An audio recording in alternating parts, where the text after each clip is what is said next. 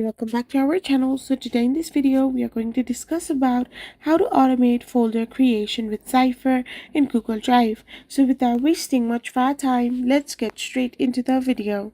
So first of all, you need to simply log in into your Cipher account.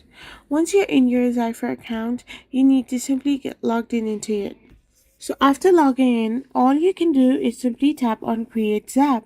Once you tap on Create Zap, you need to now simply choose your trigger as your Google Drive. After you have chosen Google Drive as the action, you need to simply use a trigger event and your account as well. Now simply specify the parent folder and define the folder name as well.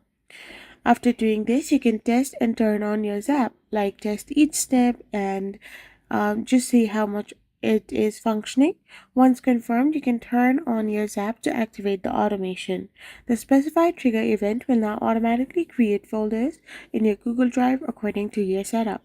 I hope you found this video helpful, so don't forget to hit that subscribe button and do give us a thumbs up.